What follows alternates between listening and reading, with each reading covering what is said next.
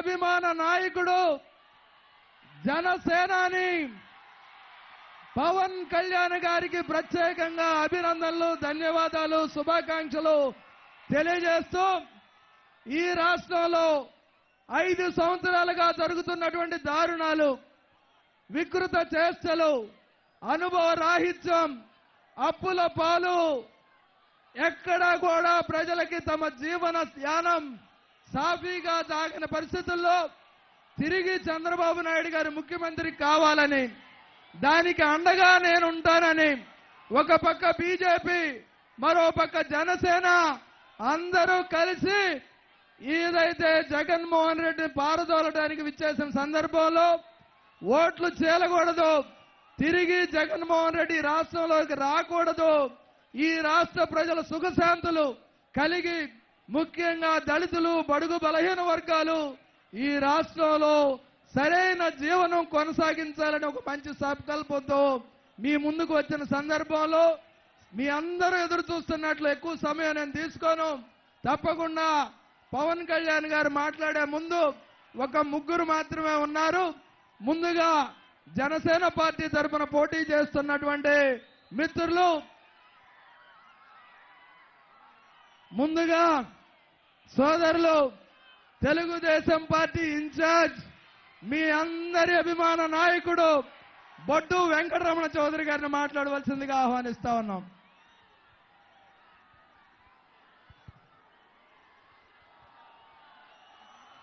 రాజానగరం నియోజకవర్గం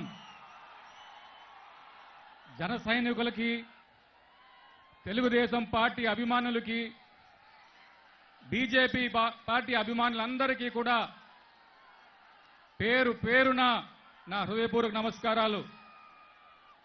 వారాహి యాత్ర భాగంగా ఈరోజు మన నియోజకవర్గం కోరుకొండ గ్రామం ఇచ్చేసినటువంటి జనసేనాధిపతి పవర్ స్టార్ పవన్ కళ్యాణ్ గారికి స్వాగతం, సుస్వాగతం. అదేవిధంగా బీజేపీ పార్టీ అధ్యక్షురాలు దగ్గుబాటి పురంధరేశ్వరి గారికి స్వాగతం, సుస్వాగతం. మన రాజానగరం నియోజకవర్గం ఉమ్మడి అభ్యర్థిగా మన ముందుకు వచ్చినటువంటి బత్తుల బలరాం కృష్ణ గారికి నమస్కారం. ఇంకా వేదికపై ఉన్న తెలుగుదేశం పార్టీ నాయకులు, బీజేపీ పార్టీ నాయకులందరికీ కూడా నమస్కారం.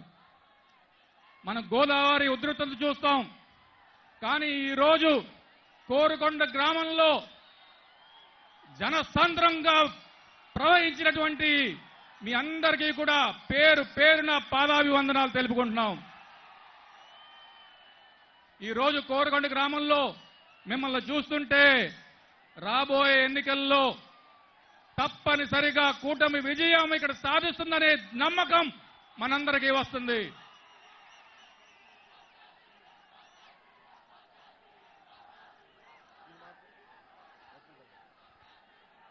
ఒక్క విషయం పవన్ కళ్యాణ్ గారికి చెప్పవలసింది, మా తెలుగుదేశం పార్టీ కార్యకర్తల తరపు నుంచి, సార్ మీరు ఉమ్మడి అభ్యర్థిగా జనసేన పార్టీకి ఇక్కడ కేటాయించినప్పుడు తెలుగుదేశం పార్టీ కార్యకర్తలు, నాయకులు కొంచెం ఇబ్బంది పడినటువంటి మాట వాస్తవం. కానీ ఎక్కడ గెలవాలో కాదు, ఎక్కడ తగ్గాలనే విషయంలో మీరు ఆచరణలో పెట్టి చూపించినటువంటి మిమ్మల్ని స్ఫూర్తిగా తీసుకుని మేము కూడా ఈ పొత్తు ధర్మం పాటించాలనే విషయాన్ని మా కార్యకర్తల తరపు నుంచి, మా నాయకుల తరపు నుంచి మీకు సమన్వయంగా మనవి చేస్తున్నాం సార్. తప్పనిసరిగా మేమంతా బత్తుల బలరామకృష్ణ గారి విజయానికి, అదేవిధంగా ఇక్కడ పురంధరేశ్వరి గారి విజయానికి మేమంతా ఆర్నిశలు పాటుపడతామని చెప్పేసి మీకు హామీ ఇస్తూ, మా కార్యకర్తలందరి తరపున మీకు హామీ ఇస్తూ సెలవు తీసుకుంటున్నానండి. Thank you. ధన్యవాదాలు వెంకట చౌదరి గారు. అదేవిధంగా స్థానికంగా పోటీ చేస్తూ ఉమ్మడి అభ్యర్థిగా ఉన్నటువంటి బత్తుల బలరామకృష్ణ గారిని తమ క్లుప్త సందేశాన్ని అందించవలసిందిగా కోరుతా ఉన్నాం. ఈరోజు రాజానగరం దద్దరెళ్ళేలాగా మన పులి వచ్చింది. రాజానగరం ఊపిరి పీల్చుకో అనే విధంగా మన జనసేనాని మనకి ఇక్కడ విచ్చేశారు. ఇంతకంటే పండగ మరొకటి ఉండదు. మీ అందరికీ ఒక్క విషయం చెప్తాను. పవన్ కళ్యాణ్ గారు మనకి మొదటి అనౌన్స్మెంట్ లోనే మనకి సీట్ ఇచ్చి మనల్ని ఆశీర్వదించారు. ఇంతకంటే పెద్ద ఆశీర్వచనం ఉండదు. కాబట్టి మనమందరం వారికి మీ మీద నా మీద ఉన్న నమ్మకాన్ని నిలబెట్టాల్సిన అవసరం ఎంతో ఉంది. మనందరం కూడా సమిష్టిగా తెలుగుదేశం, జనసేన, బీజేపీ తరపున అందరూ ఐకమత్యంగా పోరాడి మనం ఇక్కడ మంచి మెజారిటీతో ఇక్కడ ఎమ్మెల్యే అభ్యర్థులైన నాకు మీరు గ్లాస్ గుర్తుపై ఓటు వేసి పవన్ కళ్యాణ్ గారికి మనం అందరం రుణం తీసుకుందామని చెప్పి ఈ సందర్భంగా తెలియజేస్తున్నాను. అదేవిధంగా ఎన్డీఏ పార్లమెంట్ అభ్యర్థులైనటువంటి ఆంధ్రుల ఆరాధ్య దైవం మన నందమూరి తారక రామారావు గారి తనయ శ్రీమతి దగ్గుపాటి పురంధేశ్వరి గారికి కూడా మనం కమలం గుర్తుపై ఓటు వేసి అఖండ మెజారిటీతో మన పార్లమెంట్కి పంపించుకోవాల్సినటువంటి అవసరం ఉంది. కాబట్టి ప్రతి ఒక్కరు కూడా గుర్తుపెట్టుకోండి, మనకి పవన్ కళ్యాణ్ గారు పూర్తి ఆశీస్సులు అందజేశారనేది మనకి ఎంత గర్వకారణమో అంతే మెజారిటీతో కూడా మనం అందరం గెలిపించి అప్పచెప్పాల్సిన బాధ్యత మనందరి మీద ఉంది. కాబట్టి ప్రతి ఒక్కరు కూడా పూర్తి స్థాయిలో సపోర్ట్ చేసి గెలిపిస్తారని మిమ్మల్ని అందరినీ కూడా కోరుతున్నాను. సార్, రైతులకు ఎన్నో చేశారు.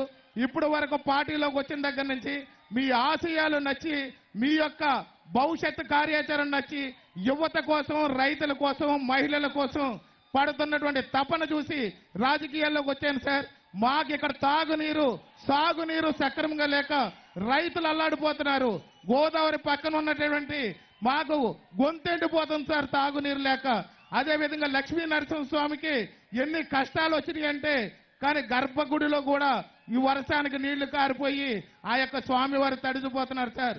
మీరు రాక మాకు పునీతనం అయ్యి రేపు భవిష్యత్తులో మా ప్రజలకి ఈ యొక్క తాగునీరు, సాగునీరు, రైతులకు అన్ని విధాలుగా సహకారాలు అందిస్తారని చెప్పేసి ఈ సందర్భంగా మిమ్మల్ని కోరుకుంటూ, ఖచ్చితంగా మా యొక్క యువత అంతా కూడా మా యొక్క జనసేన, తెలుగుదేశం అందరూ కూడా ఐకమత్యంగా పోరాడుతున్నాం.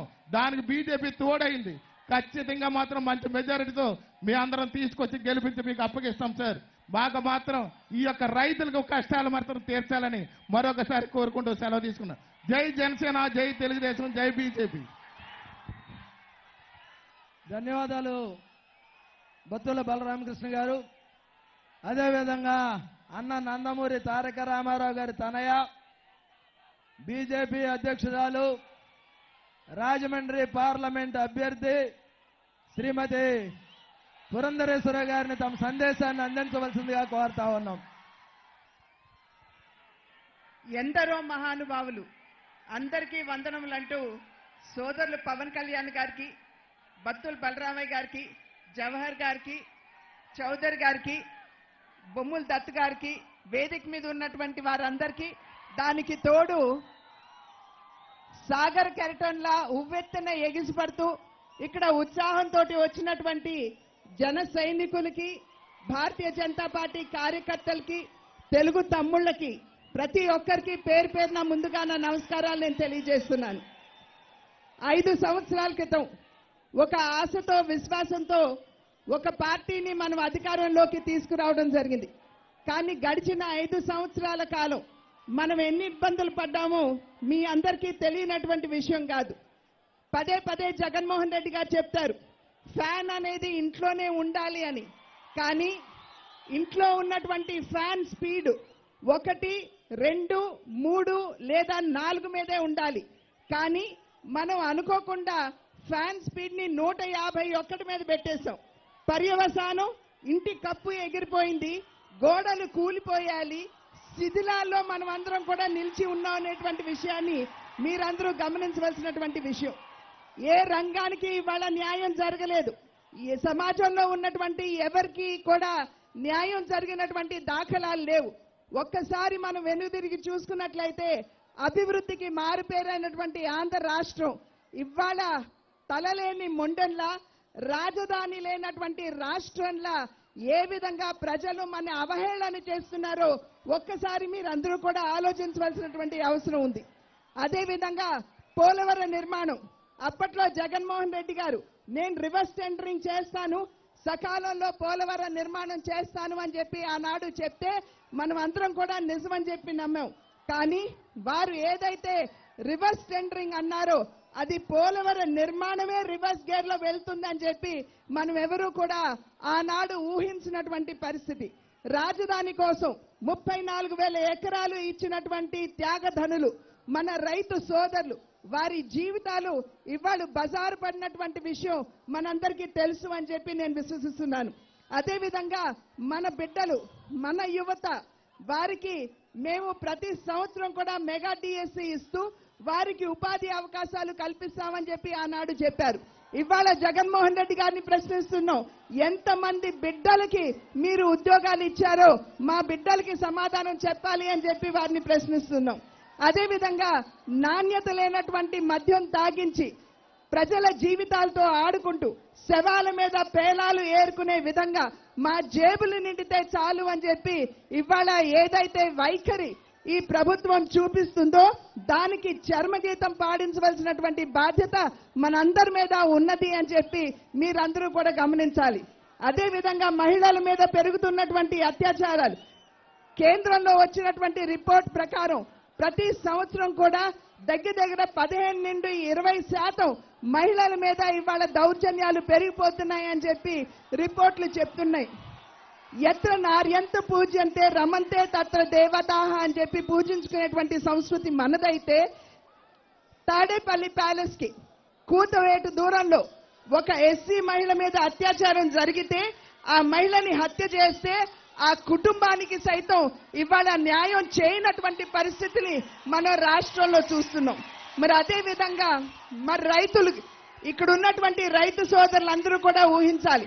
ఆనాడు జగన్మోహన్ రెడ్డి గారు మరి 2019 సంవత్సరం ఎన్నికలకి ముందు వారు చేసినటువంటి వాగ్దానం, రైతులకి ధర స్థిరీకరణ నిధి కింద 3,000 రూపాయలు ఇస్తానని చెప్పారు. దాఖలాలు లేవు. అదేవిధంగా ప్రకృతి వైపరీత్యం కనుక ఏర్పడితే 4,000 కోట్ల నిధితోటి నేను ఆదుకుంటానన్నారు. దాఖలాలు లేవు.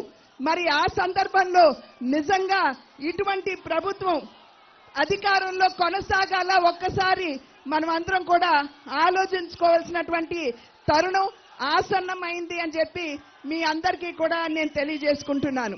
ఇవాళ డబుల్ ఇంజిన్ సర్కార్ అంటున్నాం. అంటే దేశాన్ని అభివృద్ధి పదంలో మోడీ గారు నడిపిస్తున్నటువంటి సందర్భంలో 11వ ఆర్థిక శక్తి నుండి 5వ ఆర్థిక శక్తిగా భారతదేశం అవతరించింది. అది ఇప్పుడు 3వ స్థానానికి తీసుకుని వెళ్ళాలి అంటే నరేంద్ర మోడీ గారు ఢిల్లీలో ప్రధాని పీఠం మీద కూర్చోవలసినటువంటి అవసరం ఉన్నది. అదేవిధంగా 30 కోట్ల మంది పేదల్ని ఇవాళ పేదరికం నుండి వెలుపలికి తీసుకొచ్చినటువంటి ఘనత కూడా నరేంద్ర మోడీ గారికి, భారతీయ జనతా పార్టీ ప్రభుత్వానికి దక్కుతుందని చెప్పి మీ అందరూ గమనించాలి.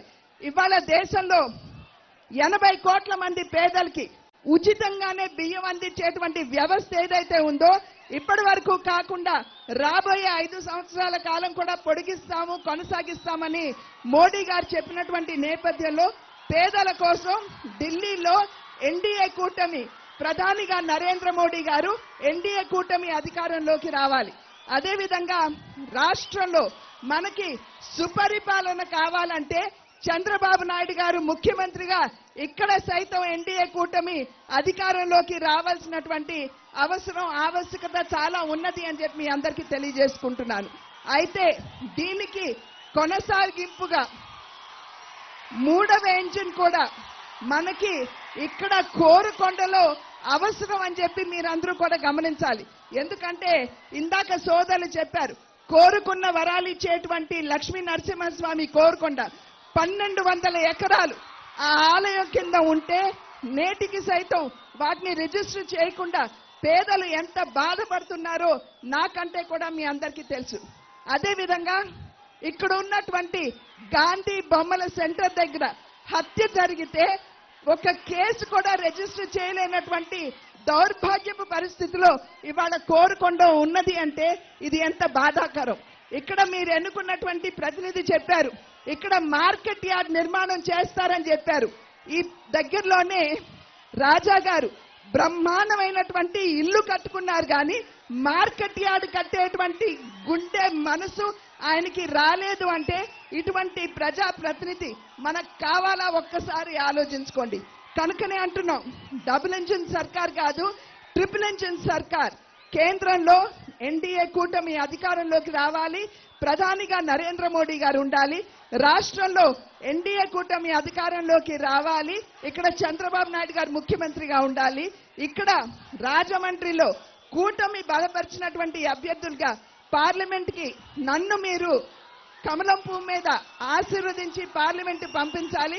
అదేవిధంగా సోదరులు బత్తుల బలరామకృష్ణయ్య గారిని మరి మీరు గాజు గ్లాస్ మీద ఓటు వేసి వారిని గనక అసెంబ్లీకి పంపిస్తే మన కష్టాలు ఒకంత దూరం అయ్యేటువంటి అవకాశం ఉంటుంది అని చెప్పి తెలియజేస్తూ, మీ చూపుడు వేల మీద మే 13వ తారీఖున పడేటువంటి ఇంక్ మరక ఏదైతే ఉందో మన భవిష్యత్తును మారుస్తుంది అని చెప్పి మీరందరూ గుర్తుంచుకుని మే 13న ఈ కూటమి అభ్యర్థులైనటువంటి కమలం గుర్తు మీద నాకు, గాజు గ్లాస్ మీద సోదరులు బత్తుల బలరామకృష్ణ గారికి ఆశీర్వదించాలని చెప్పి అభ్యర్థిస్తూ సెలవు తీసుకున్నాను. జై హింద్. ధన్యవాదాలు మేడం. అందరూ ఎదురు చూస్తున్నటువంటి ఒక ఆశయం కోసం ప్రశ్నించే తత్వాన్ని, పాలించే సత్తాని తనకు ఉందని నిరూపించి అశేష జనవాహిని వేదికగా ప్రసంగించవలసిందిగా పవన్ కళ్యాణ్ గారు, పవర్ స్టార్ పవన్ కళ్యాణ్ గారిని సవినయంగా ప్రార్థిస్తూ ఆహ్వానిస్తా ఉన్నాం.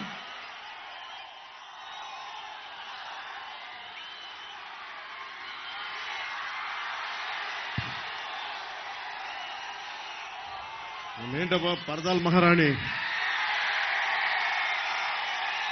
కాకినాడ ఆదిత్య కాలేజీలో పరదాల మహారాణిని పాపం విద్యార్థులు ఇబ్బంది పెట్టారంట.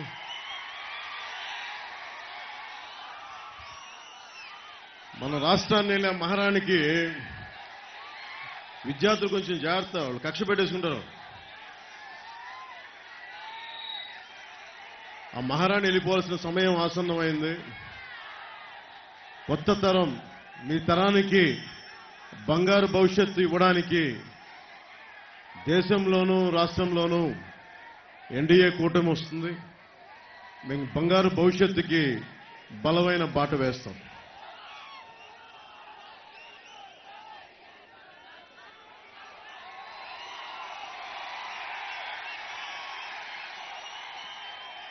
మన రాజమండ్రి పార్లమెంట్ అభ్యర్థిగా భారతీయ జనతా పార్టీ అధ్యక్షురాలుగా శ్రీమతి దగ్గుపాటి పురంధేశ్వరి గారు పోటీ చేస్తా ఉన్నారు. వారికి నా హృదయపూర్వక నమస్కారాలు.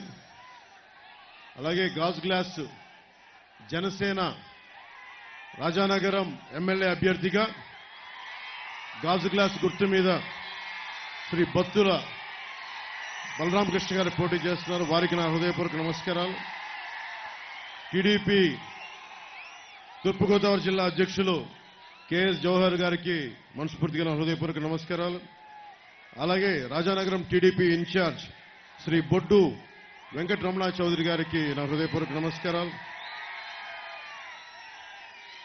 శ్రీ చిట్టూరి రవీంద్ర గారికి, శ్రీ భారతీయ జనతా పార్టీ జిల్లా అధ్యక్షులు శ్రీ బొమ్మల దత్తు గారికి, బీజేపీ ఇన్ఛార్జ్ నీరుకొండ వీరన్న చౌదరి గారికి మనస్ఫూర్తిగా నా హృదయపూర్వక నమస్కారాలు.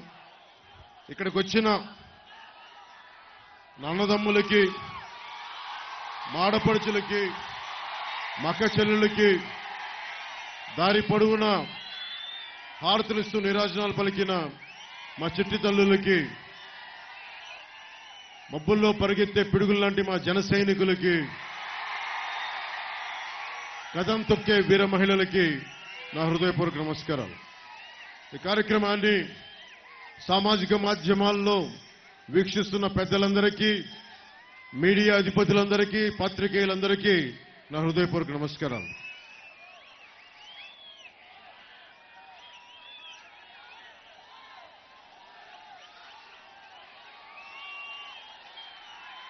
ఈ రాజానగరం ఎమ్మెల్యే జక్కంపూడి రాజా గారి పాలన మీకు ఎలా ఉంది? మీకు నచ్చిందా? మీకు ఒకసారి ఆయన గురించి మాట్లాడబోయే ముందు నాకు సమస్య ఏంటో చెప్తా. చాలా మంది వైసీపీ నాయకుల్లో నా అభిమానులు ఉన్నారు. సినిమా పరంగా నేనంటే ఇష్టపడేవాళ్ళు, హీరోగా అంటే నేను ఇష్టపడేవాళ్ళు. కానీ ఎంత నా అభిమానులైనా, ఎంత నన్ను అభిమానించే వాళ్ళైనా దేశానికి సమాజానికి విఘాతం కలిగిస్తూ అడ్డగోలుగా ప్రకృతి వనరులను దోచేస్తూ ఉంటే, స్కాములు చేస్తూ ఉంటే నా అభిమానులు అయినప్పటికీ కూడా వ్యక్తిగతంగా నేను గౌరవిస్తానేమో కానీ పొలిటికల్గా వారితో నేను విభేదిస్తాను. సో మీకు జక్కంపూడి రాజా గారికి ఇబ్బందులు ఉన్నాయి రాజానగరంలో, అది మీరు ఒప్పుకుంటున్నారా? జక్కంపూడి రాజా గారి పెద్ద కుటుంబం, వాళ్ళు రామ్మోహన్ రావు గారికి మీద నాకు చాలా అపారమైన గౌరవం ఉంది, వారి కుటుంబం మీద గౌరవం ఉంది. కానీ దురదృష్టవశాత్తు మన రాజానగరం స్కాములకి, మనకి గంజాయికి, ఇసుక దోపిడీకి రాజధాని అయిపోయింది రాజానగరం.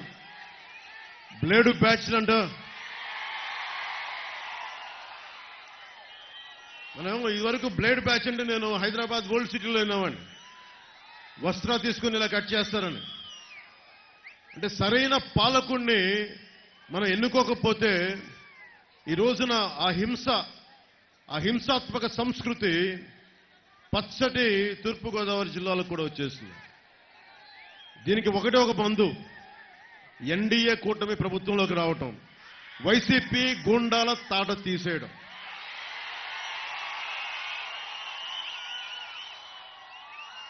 రాజానగరం, రాజమండ్రి, ముఖ్యంగా మన రాజానగరంలో ఇసుక రీచ్లు ఎక్కువ. మనకి చక్కటి గోదావరి ఇసుక తెన్నెలు, ఇలాంటి చోట్ల చాలా మంది చిత్ర పరిశ్రమ పెద్దలందరూ వచ్చి దర్శకులు, నిర్మాతలు ఇక్కడ చాలా అద్భుతమైన పాటలు చేసేవాళ్ళు. ఈ రోజున అలాంటి గోదావరి ఇసుక తెన్నెలు మాయమైపోతూ అడ్డగోలుగా దోచేస్తా ఉన్నారు వీళ్ళందరూ. దీన్ని అడ్డుకోవాల్సిన అవసరం ఉంది.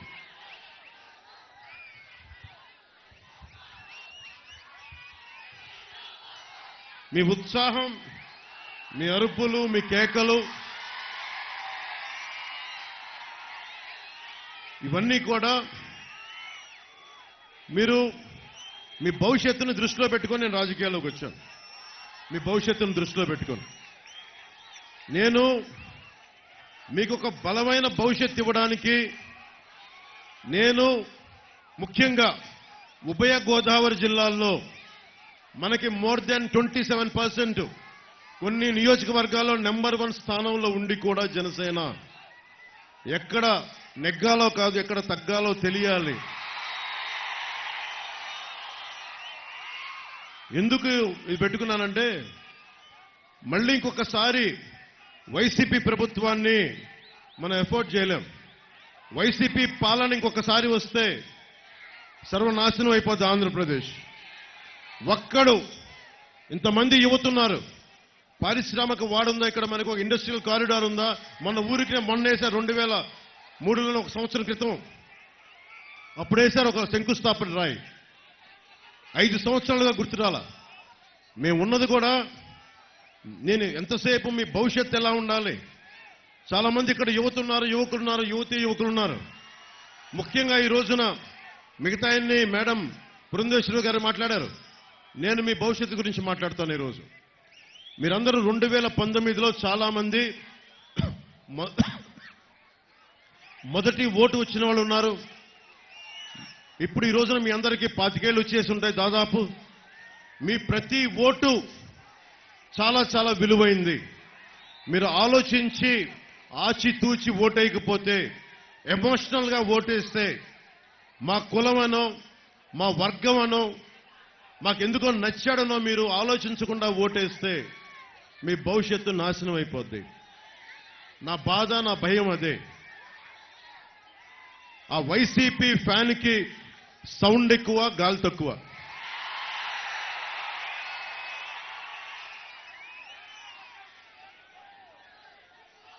జగన్కి ఈ మధ్యన నన్ను మాటలు ఎక్కువ తిట్టేస్తా ఉన్నాడు పాపం. కంట్రోల్. నేను ఏమనుకుంటాను, జగన్కి నన్ను తిడుతుంటే నాకు చాలా కోపం వచ్చేస్తా అనుకుంటాడు.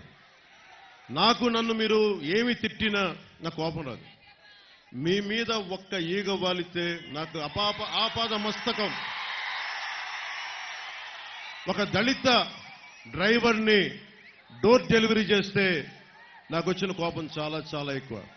మీరు నన్ను పచ్చి బూతులు తిట్టినా కానీ నా కోపం రాదు. కానీ అకారణంగా, అన్యాయంగా, దారుణంగా ఒక దళిత కులానికి చెందిన డ్రైవర్ని మీరు చంపేసి డోర్ డెలివరీ చేయగానే నాకు వచ్చిన కోపం అంత ఇంత కాదు. నేను చాలా బాధ్యతగా ఉన్నాం. ఇక్కడ మన ఎంఆర్పిఎస్ సోదరులు చాలా మంది ఉన్నారు. ఇక్కడ మీకు తెలుసు, నేను కులాల గురించి మాట్లాడినప్పుడు అందరూ దూరంగా పెట్టే రెల్లి కులస్తులను నేను గుండెలకు హత్తుకున్నాను. ఆ రెల్లి కులస్తులకి నేను ఎందుకంటే అణగారిన వర్గాలకి, అన్ని కులాలతో పాటు అణగారిన వర్గాలను హక్కును చేర్చుకోవాలన్నదే జనసేన తాలూకు ఆశయం.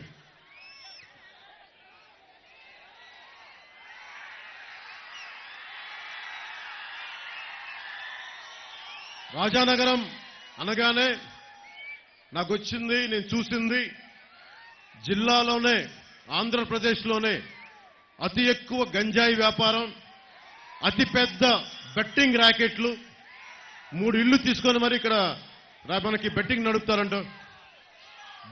మనకి బ్లేడ్ బ్యాచ్లు, దోపిడీలు, ఆగడాలు, ఇవన్నీ ఒక పెద్ద కుటుంబం నుంచి వచ్చిన ఒక ఎమ్మెల్యే జక్కంపూడి రామ్మోహన్ రావు గారి ఇంటి నుంచి వచ్చిన వాళ్ళ చేస్తుంది ఇవన్నీ అనేది నిజంగా నాకు చాలా బాధ కలిగింది. జక్కంపూడి రామ్మోహన్ రావు గారి కుటుంబం నుంచి వచ్చి వాళ్ళ బిడ్డలు ఇంకెంత ఉన్నతంగా ఉండాలి. వాళ్ళు కూడా బ్లేడ్ బ్యాచ్లు మెయింటైన్ చేసి, గుండా బ్యాచ్లు మెయింటైన్ చేసి, వాళ్ళు కూడా గంజాయిని ఎంకరేజ్ చేసి, వాళ్ళు కూడా ఇసుక స్కాములు చేసి, వాళ్ళు కూడా ఆ స్థాయికి చేస్తే మనం ఎవరికి వెళ్తాం? ఎటువైపు చూస్తాం? ఎవరి దగ్గరికి వెళ్ళి మన అభ్యర్థి అనుకుంటాం? మన నేలలో పుట్టి పెరిగినోడు, మనకు అండగా నిలబడేవాడు, ఈ రోజు నుంచి వచ్చిన కౌలు రైతుల కష్టాలకి నేను అండగా ఉన్నానని చెప్పి నాకు సాయం నిలబడ్డవాడు, మన బలరామకృష్ణుడు అంటే శ్రీకృష్ణుడు అన్నగా విన్నాం.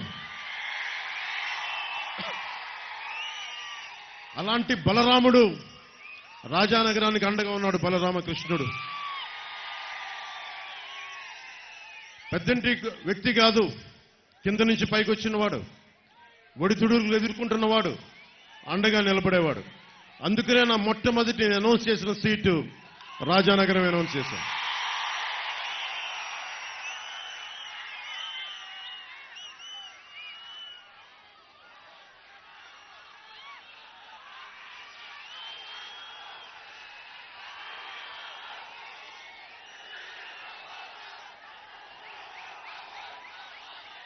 వాళ్ళ దందాలు జక్కంపూడి కుటుంబానికే, జక్కంపూడి రామ్మోహన్ రావు గారికే వారు చాలా గౌరవించే వ్యక్తిని వారి జక్కంపూడి కుటుంబానికి.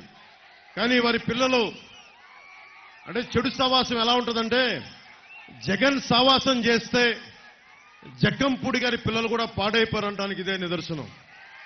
గాదాల్లో 46 ఎకరాలు లేఅవుట్ వేశారు. రాజానగరంలో 30 ఎకరాలు లేఅవుట్ వేశారు. రాజమండ్రి ఎయిర్పోర్ట్ దగ్గర 72 ఎకరాలు లేఅవుట్ వేశారు. వీటికి లేఅవుట్ వేయకూడదని మీరు అనొచ్చు, వేయడం తప్పు కాదు. అదే మీలో ఒకడొచ్చి నేను లేఅవుట్ వేసుకుంటాను నా ఎకరంలో అంటే మీరు ఎమ్మెల్యేకి 15% కమిషన్ ఇవ్వాలి మీరు. మరి వీళ్ళందరూ కూర్చొని వారు వేసిన ఈ 150 పైచిలకు ఎకరాలకి లేఅవుట్ మీ భవిష్యత్తు నుంచి తీసేశారు. మీ ఇండస్ట్రియల్ ఇన్ఫ్రాస్ట్రక్చర్ పెట్టాల్సిన పెట్టుబడి, మీ విద్యలకి పెట్టాల్సిన పెట్టుబడి, ఇవన్నీ కూర్చొని కరెంటు, రోడ్లు, ఇన్ఫ్రాస్ట్రక్చర్ అంతా వాళ్ళు గవర్నమెంట్ డబ్బు తీసుకుంటే మనం ట్యాక్స్ కట్టిన డబ్బులతో వేసుకున్నారు. చివరికి ఎంత దౌర్భాగ్యం అయిపోయిందంటే నన్నయ్య యూనివర్సిటీ వీసీ పదవికి కూడా కొన్ని కోట్లు ఇస్తే గాని పదవి రాల. అలాగే డెంటల్, ఇంజనీరింగ్ కాలేజీలు, వీటి మీద కూడా అరాచకాలు పెరిగిపోయినాయి. ఎమ్మెల్యే కాకముందు జక్కంపూడి రామ్మోహన్ రావు గారు చాలా సింపుల్ వ్యక్తి, కార్మిక నాయకుడు, ప్రజలకు అండగా ఉండే వ్యక్తి, ప్రజల్ని దోచుకున్న వ్యక్తి కాదు. అలాంటి వ్యక్తి పిల్లలు ఈ రోజున కష్టపడి డబ్బులు సంపాదించుకున్న ఆస్తులు కొనుక్కుంటే పర్లేదు, కానీ ఇసుక భవన నిర్మాణ కార్మికులకి పొట్టగొట్టి ఒక జేపీ వెంచర్స్ ప్రతిమా కంపెనీ అని చెప్పి ఆ కంపెనీకి ఒక్కళ్ళు కలిపి ఇసుక అమ్మేస్తే ఆ ఇసుక నుండి వచ్చిన డబ్బులు స్కాములతోటి ఇలా ఇల్లు కట్టేసుకుంటే ప్రజలు రాజానగరాన్ని ప్రజలు నలిగిపోతా ఉన్నారు, ఎమ్మెల్యే బాగుపడతా ఉన్నాడు. ఈ దోపిడీ ఆగాలి అంటే బలరామకృష్ణ రావాలి, బలరామకృష్ణ గెలవాలి.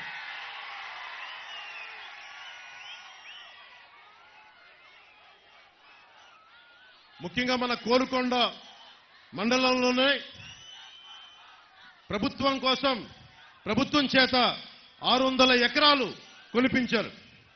15 లక్షలు ఎకరం అయితే దాని 45 లక్షల నుంచి 60 లక్షల దాకా విలువ కట్టి ప్రభుత్వం చేత కొనిపి, అది మనం కష్టపడి సంపాదించుకున్న డబ్బు, మనం ట్యాక్సులు కట్టిన డబ్బు.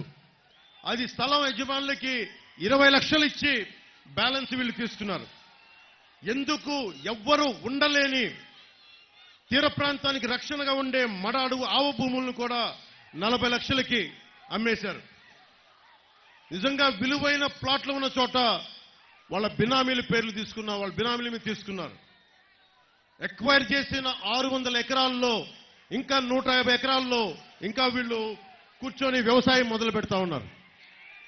ల్యాండ్ ఎక్విజిషన్ యాక్ట్ కేంద్రం నుంచి వచ్చిన నివేదికలో ల్యాండ్ ఎక్విజిషన్ యాక్ట్ అత్యంత దుర్వినియోగం అయిన నియోజకవర్గంగా రాజానగరం ఉంది. దానిని మన నాయకులు బత్తుల బలరామకృష్ణ గారు సరి చేస్తారు. ఇసుక మాఫియా రోజుకి పాలసీ వచ్చాక ఒకటే ట్రాక్ షీట్ మరీ పెట్టుకొని రోజుకి వందలాది లారీలతో ఒక అక్రమ వ్యాపారం, కేవలం ఇసుక వ్యాపారాల మీదే 100 కోట్లు సంపాదించారు.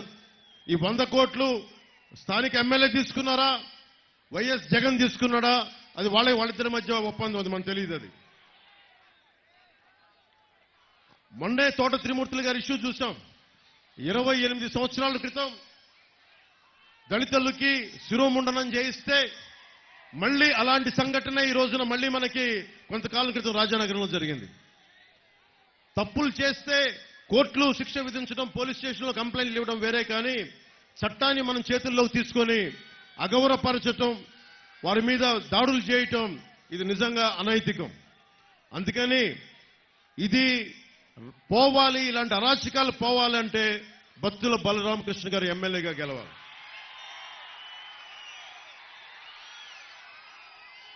ఒక ఇళ్ల పట్టాల మీదే 300 కోట్లు సంపాదించారు ఈ నియోజకవర్గంలో. బ్లేడు బ్యాచ్ల్ని, స్కాములు చేసే వాళ్ళని, కర్ణాటక నుంచి వచ్చిన ఒక ఐపీఎస్ ఆఫీసరు అందరిని నియంత్రణ చేస్తే ఆయన్ని ఇబ్బందులు పెట్టి ఆయన ఇక్కడి నుంచి పంపించే వరకు ఊరుకోలేదు. ఎవరైనా సరే నిజాయితీగా ఉన్న ఒక అఫీషియల్ వచ్చి ప్రజలకి అండగా నిలబడదామంటే వాళ్ళని పని చేసుకునే పరిస్థితుల్లో లేదు ఈ రాష్ట్రం.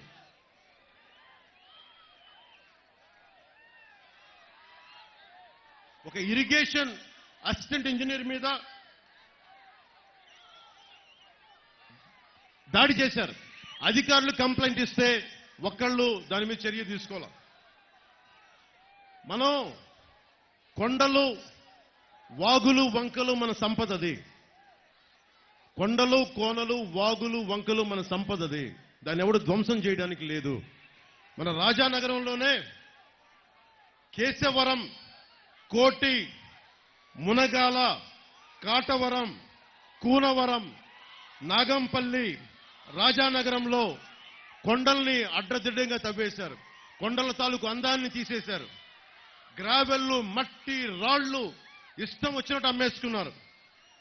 నేషనల్ గ్రీన్ ట్రిబ్యునల్ ప్రకృతి సంపదని విధ్వంసం చేస్తే దాన్ని కాపాడే నేషనల్ గ్రీన్ ట్రిబ్యునల్ కూడా 3.3 కోట్లు ఫైన్ వేసినా కానీ దోపిడీ ఆపలేదు. ఇవి ఆగాలి అంటే జనసేన, భారతీయ జనతా పార్టీ, తెలుగుదేశం కూటమి రావాలి. బత్తుల బలరామకృష్ణ రాజానగరానికి ఎమ్మెల్యే కావాలి, రాజమండ్రికి మేడం పురంధేశ్వరి గారి ఎంపీ కావాలి. ఒకప్పుడు ఒడ్డి వీరభద్రరావు గారు పోలవరం జరగాలి, పోలవరం కడితే ప్రతి చెరువు నీరు ఊరుద్ది, చెరువులు నిండుతాయి అంటే ఈరోజు చెరువులను కూడా మట్టి తవ్వేయడమో లేదంటే లేఅవుట్లు వేసేయడమో చెరువులను కూడా దోపిడీ చేశారు ఈ రోజున.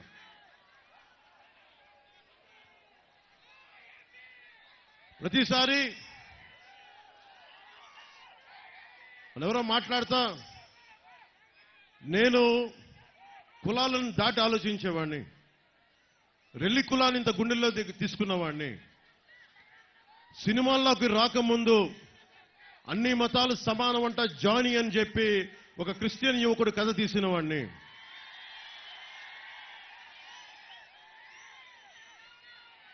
మత్స్యకార సోదరుల్ని గుండెను చేర్చుకున్నవాడిని. నేను కులాల గురించి మాట్లాడుతున్నప్పుడు అన్ని కులాలు బాగుండాలి, కులాల ఐక్యత కావాలని కోరుకుంటాను. అలాగే మరి నేను మాట్లాడుతున్నప్పుడు నేను ఏ ఎమ్మెల్యే అయినా ఎంపీ అయినా ఒక ప్రజాప్రతినిధి ఏ కులానికి సంబంధించిన వాడైనా ఎంఆర్పిఎస్ కానీ ఎవరైనా సరే రాజ్యాంగానికి కట్టుబడే అంబేద్కర్, బాబాసాహెబ్ అంబేద్కర్ రథసారథిగా ఉండి కొన్ని వందలాది మంది మేధావులు అమ్ము వేలాయుధనని చెప్పి ఒక దళిత మహిళ మనకి దాంట్లో మెంబర్గా ఉన్నారు. అలాంటి మేధావులు అందరూ కూర్చొని అంబేద్కర్ గారి నిర్దేశకత్వంలో ఆయన చైర్మన్గా ఉన్నప్పుడు ఈ చేసిన రాజ్యాంగం మనందరి హక్కుల్ని రక్షించేది. అన్ని కులాలని సమానంగా చూడటం, సామాజికంగా వెనుకబడ్డ కులాలకు ఎక్కువ స్థానం కల్పించడం, వాటికి ఇవన్నీ ఉన్నాయి.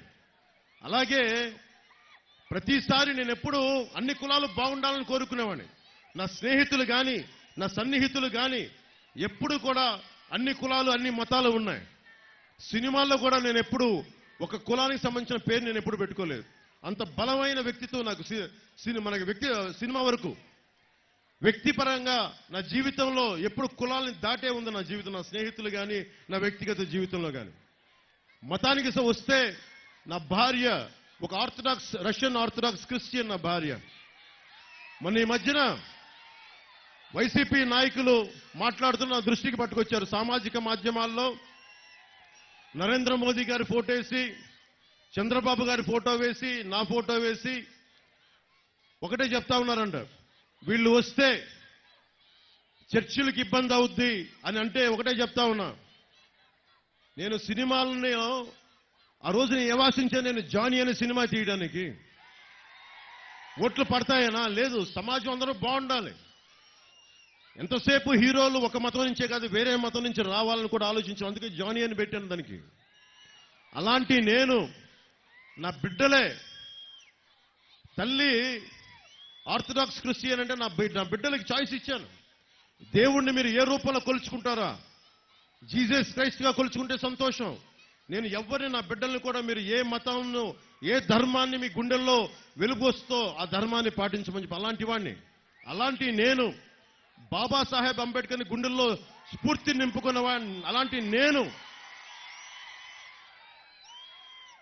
ప్రధానమంత్రి గారు ఢిల్లీలో ఉండి ఎన్డీఏ కూటమి ఇంత బలంగా ఉండి ఏ రోజన్నా సరే అలాంటి పరిస్థితిని ఆంధ్ర రాష్ట్రంలో తీసుకొస్తామా? నేను అన్న సందర్భం ఒకటి చెప్తాను. ఒక చర్చికి వెళ్ళి జీసస్ క్రైస్ట్ని కొలుస్తూ ఒక చర్చికి వెళ్ళి అక్కడ హిందూ ధర్మాన్ని మీకు ప్రచారం చేయడం తప్ప కదా మీరు చెప్పండి. ఒక మస్జిద్కి వెళ్ళి అన్యమత ప్రచారం తప్ప కదా మీరు చెప్పండి. అలాగే ఒక తిరుమలకి వెళ్ళి అన్యమత ప్రచారం తప్పు, అలాగే మీరు అక్కడ చేయొద్దని అన్నాను తప్ప ఎప్పుడు కూడా నేను క్రిస్టియానిటీని ఖండించలేదు. గుండెల్లో పెట్టుకున్న వాడిని క్రిస్టియానిటీని. దానికి ఉదాహరణే మొన్న పిఠాపురం వెళ్ళగానే 110 సంవత్సరాల బ్యాప్టిస్ట్ చర్చికి వెళ్ళి ఆశీస్సులు తీసుకున్నవాడిని, జీసస్ ఆశీస్సులు తీసుకున్నవాడిని. చాలా మందికి మీకు తెలుసో తెలీదో, జగన్ ఎప్పుడు వెళ్ళాడో తెలీదో జెరూసలేం. నన్ను భగవంతుడు సినిమాల్లో 2007లో నన్ను జెరూసలేం పిలిపించుకున్నాడు భగవంతుడు. అక్కడికి వెళ్ళాను. ఆ రోజున జీసస్ క్రైస్ట్ పుట్టిన ప్రాంతం, పుట్టిన ఇల్లు, ఆయన సిలువేస్తే ఆయన నడిపించిన దారి, అదంతా నాకు భగవంతుడు నా కనుకరించి అక్కడి దాకా తీసుకెళ్లాడు. అలాంటి నేను ఏ రోజున కూడా మేము కూర్చోవస్తే క్రిస్టియానిటీకి ఇబ్బంది వస్తుందని చెప్పి జగన్ ప్రచారాన్ని మీరందరూ తిప్పికొట్టాల్సిన అవసరం ఉంది. ఒకటే చెప్తున్నాను, అన్ని మతాలు బాగుండాలి, అన్ని ధర్మాలు బాగుండాలి, అందరి దేవుళ్ళని గుండెల్లో పెట్టుకున్న నేల ఇది. అందుకని దయచేసి పాస్టర్లకి, ఫాదర్లకి, రెవరెండ్లకి, క్రిస్టియానిటీని పాటిస్తున్న ప్రతి ఒక్క సోదరుడికి, సోదరీమణికి నేను గుండెల లోతులోంచి చెప్తున్నాను, మీ మీద ఈగ వాలితే మేము ఎదురొచ్చి మీకు అండగా నిలబడేవాళ్ళం. మిగతా మతాలు, మిగతా ధర్మాలు బాగుండాలని కోరుకునేవాళ్ళం. అన్నింటికి మించి బాబాసాహెబ్ అంబేద్కర్ ఇచ్చిన రాజ్యాంగం ఉంది మనకి. ఒక పవన్ కళ్యాణో, ఇంకొకళ్ళో, ఒక జగనో వచ్చి దీన్ని ఎవరు చేయలేరు. మీకు సర్వ హక్కులు ఉన్నాయి. నాలాంటోడు రేపొద్దున తప్పు చేస్తే మీకు కత్తి ఇస్తాను, తల నరికేయండి నాకు, మీకు తప్పు జరిగితే. ఇందాకే చూశారు కదా, జగన్ లాగా ఆ మూట వచ్చి తగిలింది, దాంట్లో ఏం పెట్టారో నాకు తెలియదు. జగన్ లాగా దానికి పెద్ద గంట కట్టుకుని డ్రామాలు ఏం చేయను, భరిస్తాను నేను. ఎన్నిసార్లు మనకి వైఎస్ రాజశేఖర రెడ్డి గారి నాయకులు ఎన్నిసార్లు నా మీద రాళ్ళేశారు, ఈపులు పగిలిపోయాయి మా అందరికీ, అన్ని తట్టుకొని వచ్చాం రాజకీయాల్లోకి. ఇలాంటి రౌడీ మూకలకి, ఈ తాటాకు చెప్పులకి అసలు బెదరం. అరే, దశాబ్దాల నుంచి ఒంటరిగా నడుపుతున్నాం పార్టీ, ఒక్కళ్ళమే ఉన్నాం, అన్ని ఒడిదుడుకుల్ని తట్టుకొని నిలబడి ఉన్నాం. దేనికోసం అంటే మీ భవిష్యత్తు కోసం, ఆడబిడ్డల రక్షణ కోసం. 30,000 మంది ఆడపిల్లలు అదృశ్యం అయితే ఆ మహారాణి పరదాల్లో తిరుగుతూ ఉంటుంది. ఆ మహారాణి నా మీద ఎక్కి ఏడుస్తూ ఉంటాడు ఆ మనిషి. ఏదైనా మాట్లాడితే కడప కోర్టుకెళ్ళి మరి బాబాయ్ గురించి మాట్లాడద్దంటారు. సరే, నేను వైఎస్ వివేకానంద రెడ్డి గురించి మాట్లాడను, మరి హత్య గురించి మాట్లాడను, కత్తిపొట్ల గురించి మాట్లాడను అని సభాముఖంగా నేను తెలియజేసుకుంటున్నాను. జక్కంపూడి రాజా గారు కాపు కార్పొరేషన్కి ఆయన చైర్మన్. కాపు కార్పొరేషన్ చైర్మన్ గా ఉన్నప్పుడు అందరూ కూర్చొని నన్ను కాపుల చేత తిట్టిస్తారు. మిగతా కులాల చేత తిట్టించలేకపోయారు నన్ను, ఒక కాపుల చేత ఎందుకు తిట్టిస్తారు నన్ను? నేను అన్ని కులాలని గుండెల్లో పెట్టుకునేవాడిని. అంటే మీరు నా అభిమానుల్లో పాయికరావుపేటలో పోరాట యాత్ర అప్పుడు నా కోసం తోరణాలు కడతా 2 బిడ్డలు చనిపోయారు.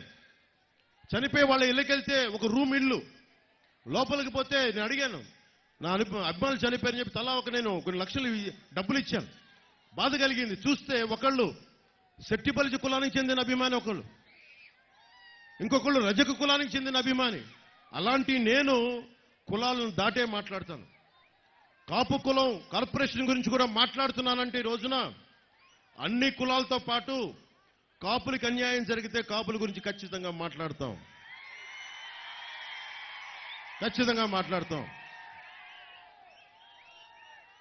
కాపు సామాజిక వర్గానికి కూడా తెలియాలి కదా మీకు జరుగుతున్న అన్యాయం.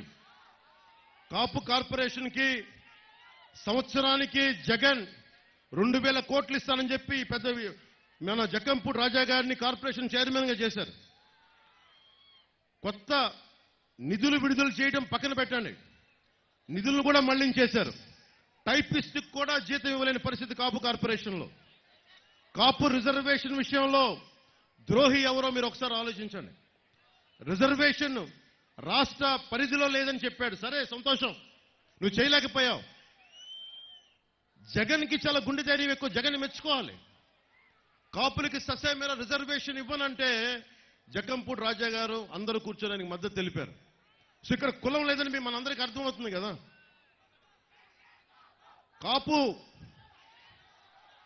ఈబీసీ రిజర్వేషన్, కాపులకి రిజర్వేషన్ ఇవ్వలేకపోతున్నాం కాబట్టి, ఎకనామికల్లీ బ్యాక్వర్డ్, ఆర్థిక పరంగా వెనుకబాటుతనం ఉంది కాబట్టి, చదువుల నిమిత్తం కొన్ని ఇవ్వడానికి ఈబీసీ రిజర్వేషన్ కల్పించారు. దాంట్లో చంద్రబాబు గారు ఉన్నప్పుడు కనీసం EBC economically backward class 5% reservation కల్పించారు 2014 నుంచి 19 వరకు. వైఎస్ జగన్ వచ్చి ఈ రోజున రిజర్వేషన్ పక్కన పెట్టండి, అది వేరే విషయం, ఈబీసీ రిజర్వేషన్ కూడా తీశాడు. ఇంకా కాపు సామాజిక వర్గం ఇంకా జగన్ వైపు నిలబడతాను, ఇంకా మనకి జగ్గంపూడి రాజా గారి పక్కన నిలబడతామంటే అది ఎంత రైటో రాంగో మీరే ఆలోచించుకొని ఓటేయండి జగన్కి. జీవీఎల్ గారు అడిగారు, భారతీయ జనతా పార్టీ రాజ్యసభ ఎంపీ చట్టసభలో అడిగారు, పార్లమెంట్లో అడిగారు, ఎకనామికల్లీ బ్యాక్వర్డ్ క్లాస్ రిజర్వేషన్ ని విభజన రాష్ట్ర పరిధా కేంద్ర పరిధా అంటే కేంద్రం ఒకటే చెప్పింది, అది రాష్ట్ర పరిధిలోనే వస్తుందని. అన్ని కులాలకి రిజర్వేషన్ ఉంది. ముఖ్యంగా దామాషా పద్ధతి ప్రకారమైనా సరే వెనకబడ్డ కాపులకి ఎకనామికల్లీ బ్యాక్వర్డ్ క్లాస్ రిజర్వేషన్ ఎందుకు ఇవ్వలేకపోయాడో వైఎస్ జగన్ నువ్వు సమాధానం చెప్పాలి. నువ్వు ప్రతి వైసీపీ కాపు ఎమ్మెల్యే ఎందుకు మీరు ఎకనామికల్లీ బ్యాక్వర్డ్ క్లాస్ రిజర్వేషన్ కాపులకి మీరు ఎందుకు తీసేశారు, మీరు ఎందుకు నిలబడలేదు? ఎంతసేపు కాపు ఎమ్మెల్యేలు కాపు నాయకులు నన్ను తిట్టడం తప్ప కాపు సామాజిక వర్గానికి మీరు ఏం చేశారు? మీరు ఏదైనా మాట్లాడితే నన్ను తిట్టడం తప్ప ఇంతకాలం నన్ను తిట్టి తిట్టి తిట్టి అందరూ వైసీపీలోకి వెళ్ళిపోయారు ఈ రోజున. ఇది నాకు ఎప్పుడో తెలుసు. వీళ్ళందరూ నా క్షేమాన్ని ఆకాంక్షించే మనుషులు కాదు నాకు తెలుసు. ఎలా ప్రూవ్ చేయాలి? పొగబెడితే అన్ని బయటకు వచ్చేసినాయి, వైసీపీ గుంపులో దూరిపోయారు అందరూ. దాన్ని బట్టి మీరు అర్థం చేసుకొని ఈ రోజున ఏ స్థాయికి వచ్చారంటే పిఠాపురంలో వైసీపీ నాయకులు పవన్ కళ్యాణ్కి నిలబడితే వచ్చే ఎన్నికల్లో మేము వచ్చిన తర్వాత మేము ఇది చేస్తా ఉంటారు. మీరు వస్తే కదా మీరు బెదిరించడానికి. మేము వస్తున్నాం, అధికారం స్థాపిస్తున్నాం, సింహాసనం చేజిక్కించుకుంటున్నాం. మీరంటే బెదిరించేది మమ్మల్ని.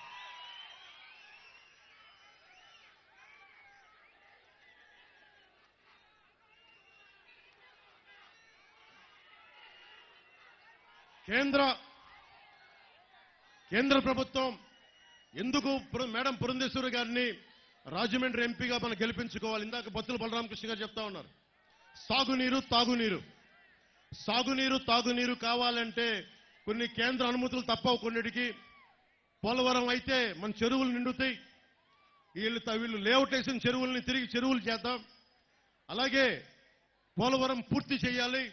అందరూ దాన్ని పిచ్చి పిచ్చిగా దాన్ని జగన్ ప్రభుత్వం అన్యక్రాంతంగా వాడేశారు దాన్ని. మన కేంద్ర మంత్రి గజేంద్ర షెకావత్ గారు నాకు ఒకటే చెప్పారు ఆయన కలిసినప్పుడు, వైఎస్ జగన్ ప్రభుత్వం పోలవరం ప్రాజెక్ట్ ని ఒక ఏటీఎం లాగా వాడేశారు, దాన్ని ఎనీ టైం మనీ లాగా వాడేశారు. అది మనం వచ్చి బాగు చేద్దామంటే నీకు వారి తరఫున మాటిస్తా ఉన్నాను, వచ్చి పోలవరాన్ని పూర్తి చేసే బాధ్యత ఎన్డీఏ నరేంద్ర మోదీ గారి నాయకత్వంలో కేంద్ర ప్రభుత్వం తీసుకుంటుంది. అలాగే గంగ ప్రక్షాళన ఎలా జరిగిందో గోదావరి ప్రక్షాళన కేంద్ర పార్లమెంటుకి మనకి వెళ్ళినప్పుడు ఆమె మంత్రి అవుతారు ఖచ్చితంగా. పురంధేశ్వరి గారి ఆధ్వర్యంలో గంగ ప్రక్షాళన ఎలా జరిగిందో ఒకప్పుడు నరేంద్ర మోదీ గారి నాయకత్వంలో ఆవిడ పార్లమెంటరీ మెంబర్గా ఎన్నికై కేంద్ర మంత్రి అయిన రోజున మన గోదావరి ప్రక్షాళన చేస్తాం, శుద్ధి చేస్తాం గోదావరిని. అలాగే మురుగునీరు గోదావరిలో కలవకుండా సూవేజ్ ట్రీట్మెంట్ ప్లాంట్ ని ఏర్పాటు చేస్తాం. ఇది చాలా దీర్ఘకాలికంగా ఉన్న ఒక డిమాండ్. ఇది రాజమండ్రి, భద్రాచలం, పాపికొండలు టూరిజం కేంద్ర ప్రభుత్వం ఒక టూరిజం ప్రాజెక్టుగా తీసుకుంటుంది. దానివల్ల మీ అందరికీ బోలెడని ఉపాధి అవకాశాలు, ఉద్యోగాలు వస్తాయి దానివల్ల. అలాగే జగన్ చెప్తా ఉన్నారు, కాపు నేస్తానికి కాపులకి 65 లక్షలు, నేను కాపు నేస్తం ఒకటే మేము ఇచ్చాం, కాపు నేస్తం అని మాట్లాడుతూ ఉన్నారు. దాని లెక్కలు కూడా చెప్తాం. 65 లక్షల మంది ఎలిజిబిలిటీ అయితే కేవలం 2,35,000 మందికే ఇచ్చి 62,65,000 మంది కాపు నేస్తానికి ఉన్న అర్హత ఉన్న వారందరినీ అన్యాయం చేశాడు. వాళ్ళు రాష్ట్ర వ్యాప్తంగా ఇచ్చిన వాళ్ళకంటే రాజమండ్రి పార్లమెంటు పరిధిలో అర్హులు ఎక్కువ మంది ఉన్నారు. పథకం మొత్తానికి 354 కోట్లు ఇచ్చిందేమో 354 కోట్లు, యాడ్లు ఇచ్చిందేమో 200 కోట్లు యాడ్. అదేదో ఇచ్చి కొంతమంది లబ్ధిదారులకి నిజంగా డబ్బు వచ్చేది.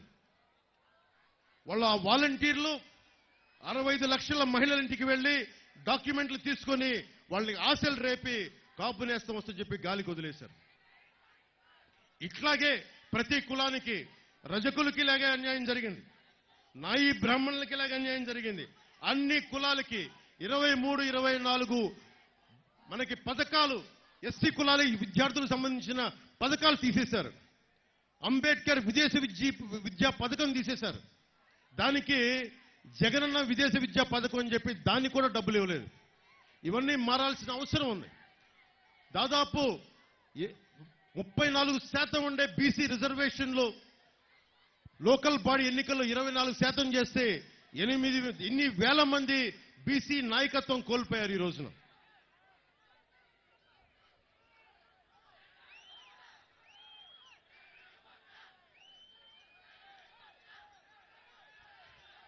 మీరు జగన్ యువత కూడా చెప్తా ఉన్నా,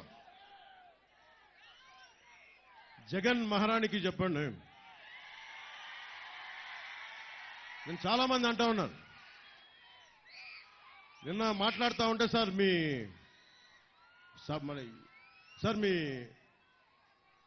4వ పెళ్ళాన్ని కాకినాడలో అవమానం జరిగింది సార్, మీ 4వ పెళ్ళాన్ని. కానీ నాకు అర్థం కాల, నేను ఎప్పుడు అన్నీ మర్చిపోయా. ఏంటినంటే చెప్తారు నేను. సో జగన్, నువ్వు నా వ్యక్తిగత జీవితం గురించి అన్నప్పుడల్లా నేను చాలా నియంత్రణతో ఉంటాను జగన్, గుర్తుపెట్టుకో. అలాగే వైసీపీ లీడర్లు కూడా చెప్తా ఉన్నా, నేను చాలా తెగించి మొండి మనిషిని. జగన్, నువ్వు పెళ్ళాం అన్నావు, నా వ్యక్తిగత జీవితం గురించి మాట్లాడినప్పుడల్లా నువ్వు నా 4వ పెళ్ళామని మాట్లాడి అందరూ మాట్లాడతారు, గుర్తుపెట్టుకో.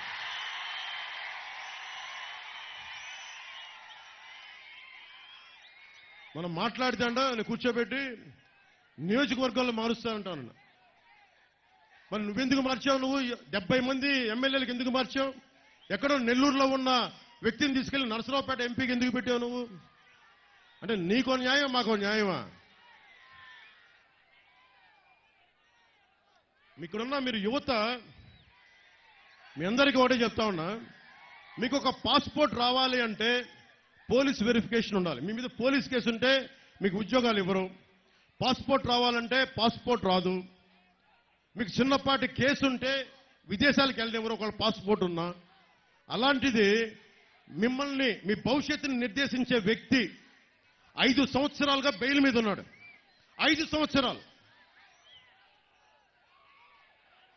ఖైదీ నెంబర్ 6093 మీ ముఖ్యమంత్రి. 38 కేసులు, 38 అవార్డులు లాగా 38 కేసులు. 16 నెలలు ఆ చెంచల్ కూడా చెల్లపల్లి జైల్లో చెప్పకూడదన్న వ్యక్తి మనకి నీతులు బోధిస్తుంటాడు వచ్చి. ప్రతి జగన్ బతికి ఎలాంటిదంటే ప్రతి శుక్రవారం రాగానే వణుకొస్తా ఉంటది, ఈ రోజు ఎలా ఎగ్గొట్టాలి అని.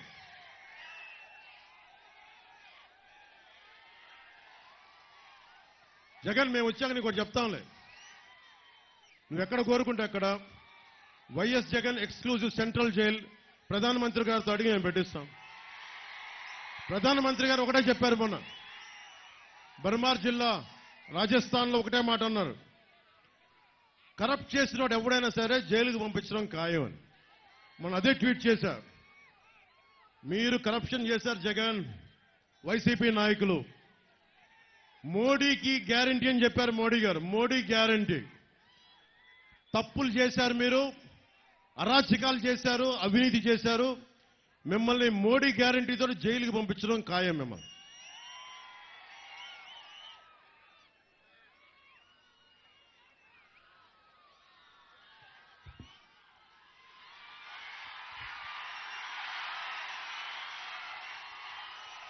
మోహన,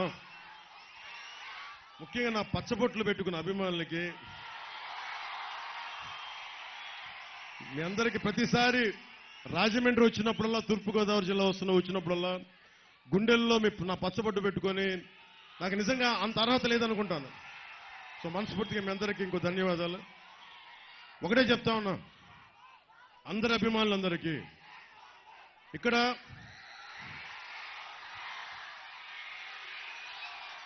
మెగాస్టార్ చిరంజీవి గారు అభిమానులు ఉన్నారు, రామ్ చరణ్ గారు అభిమానులు ఉన్నారు, జూనియర్ ఎన్టీఆర్ గారు అభిమానులు ఉన్నారు, ప్రభాస్ గారి అభిమానులు ఉన్నారు, మన గుంటూరు కారం మహేష్ గారి అభిమానులు ఉన్నారు, పుష్ప అల్లు అర్జున్ గారి అభిమానులు ఉన్నారు. హీరో లిస్ట్ చాలా ఉంది. సో అందరు హీరో అభిమానులకి చెప్తున్నా, ఎప్పుడన్నా సరే తెలుగుదేశం పురంధేశ్వరి గారి మనందరి ఆంధ్ర రాష్ట్రానికి తెలుగుతనానికి ప్రపంచ వ్యాప్తంగా గుర్తింపు తెచ్చిన శ్రీ నందమూరి తారక రామారావు గారు ఏ రోజు కూడా ఆయనతో కూడా అందరూ సినిమా హీరోలు ఎవరు కూడా ఆయనతో సహకరించాల. కొంతమంది కాంగ్రెస్ లో కూడా ఉన్నారు. కృష్ణ గారు కాంగ్రెస్ లో ఉన్నారు, కోట శ్రీనివాసరావు గారు వేరే పార్టీలో ఉన్నారు.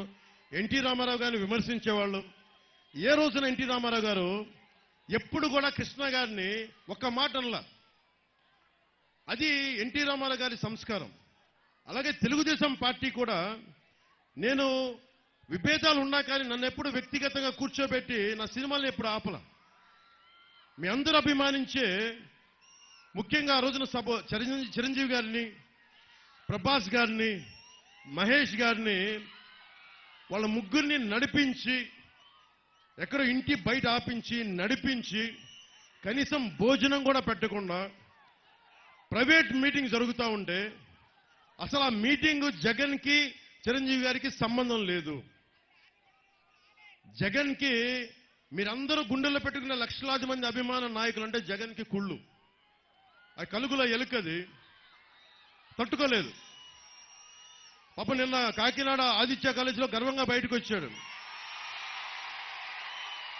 దేనికి వచ్చాడు?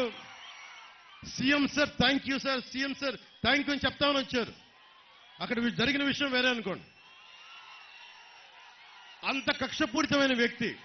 అలాంటి వ్యక్తి ఒక సినిమాకి టికెట్ రేట్లో సినిమాకి ఇంత పరిశ్రమకి కావాల్సిన పెంచాలి అంటే చిరంజీవి గారికి హీరోలకి సంబంధం లేదు. నిర్మాతల మండలి ఉంది, ట్రేడ్ బాడీ ఉంది. అలాంటి వాళ్ళందరినీ తీసుకొచ్చి ఒక సేడిస్టిక్ గా సీక్రెట్ కెమెరాలు పెట్టి అవి తీసి మైకులు పెట్టి పాపం వాళ్ళు మర్యాదపూర్వకంగా అడిగి మరి మన సీఎం స్థాయి వ్యక్తి దగ్గరికి వచ్చినప్పుడు అగౌరవంగా మాట్లాడరు కదా. చిరంజీవి గారు అందరి తరఫున మాట్లాడితే ఆయన్ని కూడా అగౌరవపరిచిన వ్యక్తి. అజాత శత్రువు చిరంజీవి గారు. ఎవరి జోలికి వెళ్ళరు. ఎన్ని తిట్టండి, ఆయన ఎన్ని విమర్శించండి. నాకు తెలుసు కదా ఇంట్లో వాడిగా గుండె బాధపడదు. నాకు కూడా చెప్పరు ఈ రోజు దాకా చెప్పలా. అలాంటి అజాత శత్రువుని కూడా ఇతను కించపరిచిన వ్యక్తి. జక్కంపూడి రాజా గారికి ఒకటే చెప్తున్నా, మా భీమ్లా నాయక్ సినిమాలకి పాపం బలరాం కృష్ణ గారి టికెట్లు దొరకలేదు కానీ జక్కంపూడి రాజా గారు ఎమ్మెల్యే కాబట్టి నా సినిమాలు టికెట్లు ఇప్పించారు. మాకు ఈ సినిమా అభిమానం వద్దండి. మాకు జక్కంపూడి రాజా గారు మేము కోరుకుంటుంది మీ వాళ్ళు దోపిడీ చేయకుండా ఉంటే చాలు, మాకు అదే 10,000. మా సినిమాలు మాకు ఎలా చూడాలో మాకు పచ్చబొట్లు పొట్టించుకున్న అభిమానులు ఉన్నారు. అలాగే మాకు మహిళా శక్తి ఉంది. వీటన్నిటికంటే కూడా మీ వాళ్ళకి చెప్పండి, అన్ని వర్గాలకి న్యాయం చేయమని చెప్పండి. అది కూడా టైం అయిపోయింది కాబట్టి భవిష్యత్తులో జక్కంపూడి రాజా గారికి కూడా చెప్తున్నా, మీ నాన్నగారంటే నాకు గౌరవం ఉంది కానీ మీరు ఓడిపోతున్నారు. అలాగే జక్కంపూడి రాజా గారికి సంబంధించిన కొంతమంది పోలీస్ అధికారులు కూడా చెప్తా ఉన్నాను,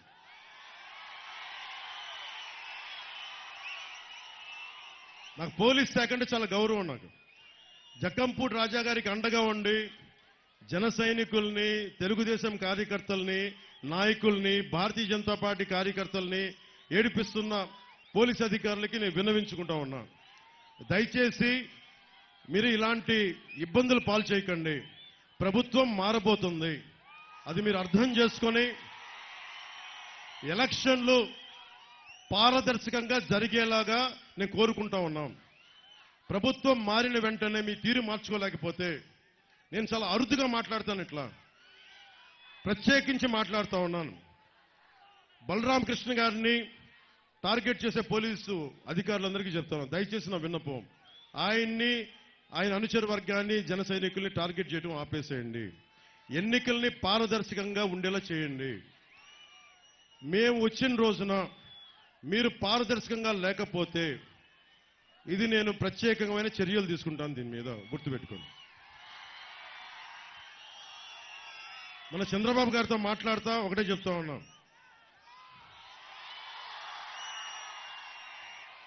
మీరు ప్రతి ఇంటికి వచ్చి కుల గణాంకాలు తీసుకుంటారు. మీది ఏ కులం అండి, మీరు బీసీనా, ఓసీనా, ఎస్సీ అయితే ఏ కేటగిరీ, బీసీ అయితే బీసీ ఏనా, బీనా, డీనా అడుగుతారు. నేను చంద్రబాబు గారు చెప్పాను ఒకటే, మన ప్రభుత్వం వచ్చిన రోజున వెంటనే చేయాల్సింది కుల గణాంకాలతో పాటు ప్రతిభ, సమర్థత, గణాంకాలు కావాలి. మీరు చప్పట్లు కొడతా ఉన్నారు, 2 చేతులు ఎత్తి పెడతా ఉన్నారు. నేను మీ దగ్గరికి వచ్చి ఏం అడగాలి? మీ కులంతో పాటు నీకు ఏం చెయ్యాలని ఉంది, నీ అభిరుచి ఏంటి, నీకు ఏది ఇష్టం కాదు, ఎలాంటి ప్రతిభ కావాలి, ఎలాంటి స్కిల్ డెవలప్మెంట్ కావాలి, నీకున్న బాధ ఏంటి, నీకున్న అభిరుచి ఏంటి, దానికి తగ్గట్టుగా స్కిల్ డెవలప్మెంట్ కావాలి. 2047కి భవిష్యత్తు మీదే. కానీ మీరు భవిష్యత్తు రేపొద్దున ఓటు వేసేటప్పుడు మీరు చాలా ఆలోచించే ఓటేయండి. నన్ను ఎందుకు నమ్మాలో కూడా చెప్తాను మీకు. దశాబ్దం మీరందరూ యువత, విద్యార్థులు, ఆడపడుచులు, యువతులు, ఓటమి అనేది మీ అందరికీ తెలుసు, పరీక్షలో ఫెయిల్ అవడం అనేది తెలుసు. కానీ నేను సాలిడ్ స్టార్డమ్ ఉండి, మిగతా హీరోలంత పెద్ద హీరోని కాకపోవచ్చు కానీ మీ గుండెల్లో ఉన్నంత స్థానం నాకు ఉంది, అది కాదన్నారు కదా. అలాంటి స్టార్డమ్ పెట్టుకొని నేను 2 చోట్ల ఎన్నికల్లో ఓడిపోయి దశాబ్దంగా రోడ్ల మీద తిరుగుతున్నానంటే, నేను చిన్నప్పుడు నేను అనుకునేవాడిని, ఎవరన్నా ఇలా మాట్లాడచ్చు ఒక పొలిటికల్ లీడరు, ఎవరన్నా నా గురించి ఇలా ఆలోచించచ్చు కదా అంటే ఎవరు లేరు. నేను పెద్దగా ఒకటే అనుకున్నా, నాలాగా కోరుకున్న వాళ్ళకి నేను అవుతాను వాళ్ళకి అనుకున్నా. మీ అభిరుచిని, మీ సమర్థతని, మీ ప్రతిభని మోదీ గారి ఆధ్వర్యంలో ఉన్న స్కిల్ డెవలప్మెంట్ సెంటర్స్ కానీ నేను ప్రత్యేకమైన దృష్టి పెడతాను. 2047కి భారతదేశం అగ్రగామి కావాలి, తెలుగు ప్రజలు, తెలుగు రాష్ట్రం అగ్రగామి కావాలి అంటే యువతే, ఆడబిడ్డలు కానీ మగబిడ్డలు కానీ మీ భవిష్యత్తు కోసం ఆలోచించేవాడు ఉండాలి. నా బిడ్డ కోసమే నేను రాలేదు పాలిటిక్స్కి. నేను అక్కడ పసుపు చొక్కా వేసుకున్న జనసేన జెండా పెట్టుకున్న ఆ బిడ్డ, అక్కడ తెలుగుదేశం జెండా ఎగిరేస్తున్న ఆ బిడ్డ మీ భవిష్యత్తు కోసం. మేమందరం కూడా మా కూటమి మీ భవిష్యత్తు కోసం పనిచేస్తున్నాం, అండగా నిలబడతాం. రైతాంగానికి కానీ, బీసీలకు కానీ, ఎస్సీ కులస్తులకు కానీ, మైనారిటీలకు కానీ అందరికీ కూడా మతానికి, జాతికి, ప్రాంతానికి అతీతంగా నేను మీకు అండగా నిలబడతాం. మేమందరం, మేడం పురంధేశ్వరి గారు కానీ, బత్తుల బలరామకృష్ణ గారు కానీ, మన తెలుగుదేశం నాయకులు జవహర్ గారు కానీ, చౌదరి గారు కానీ, భారతీయ జనతా పార్టీ నాయకులు కానీ, మేమందరం కూడా, ఎందుకంటే ఒక వ్యవస్థను నడపాలంటే ఒక నాయకత్వపు సమూహం కావాలి. ఒక పార్టీ సరిపోదు, ఒక నాయకుడు సరిపోడు. ఇంతమంది కలిసి వచ్చి మీకోసం నేను ముందుండి నేను మీకు ఒక సేవకుల్లా పనిచేస్తాను. నేను సర్వెంట్ లీడర్షిప్, సేవా నాయకత్వం. బత్తుల బలరామకృష్ణ గారు ఒకటే చెప్తున్నాను, మనం నాయకులం కాదు, మనం సేవకులం ప్రజలకి. మేము ఎందుకు ఎత్తు నిలబడున్నామంటే మీకు కనిపించడానికి, మీకంటే ఎక్కువని కాదు. మేమందరం మీకు కనిపించడానికి గుండెల్లో పెట్టుకుంటాను. నేను మీకోసం పనిచేస్తాను. నేను చాలా ఎర్లీ వయసులో పాలిటిక్స్కి వచ్చాను, అందుకని చెప్తున్నా, మిమ్మల్ని గుండెల్లో పెట్టుకొని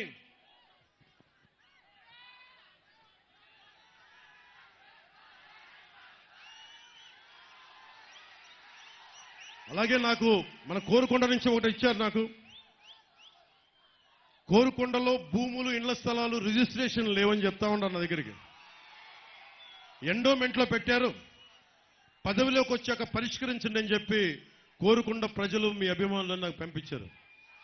రాగానే ఎండోమెంట్స్ నుంచి దాన్ని ఫ్రీ చేసి మీ స్థలాలు మీకు ఇప్పించేస్తాం, మనస్ఫూర్తిగా చెప్తాం.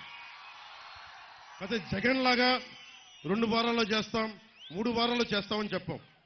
నేను సమస్యకి పరిష్కారం వచ్చే వరకు వైసీపీ వ్యతిరేక ఓటును చీలనివ్వనని ఇప్పటం 2021 మార్చి 14న చెప్తే, దానికి మొన్న 2 నెలల క్రితం 3 నెలల క్రితం అంత సమయం పట్టింది.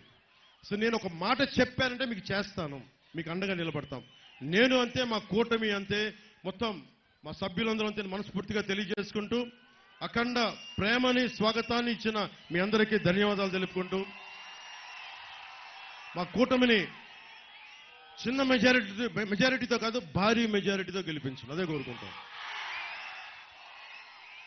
తెలుగుదేశం పార్టీకి జయము కలగాలని, భారతీయ జనతా పార్టీకి జయము కలగాలని, జనసేన పార్టీకి జయము కలగాలని, మన రాజానగరం ప్రజలందరికీ, తూర్పుగోదావరి జిల్లా ప్రజలందరికీ, ఆంధ్ర రాష్ట్ర తెలుగు ప్రజలందరికీ జయము కలగాలని, దిగ్విజయము కలగాలని మనస్ఫూర్తిగా కోరుకుంటూ, రానున్నది మన ప్రభుత్వం, బద్దలు కొడతాం వైసీపీ ప్రభుత్వాన్ని మనస్ఫూర్తిగా తెలియజేసుకుంటూ, జై జనసేన, జై హింద్.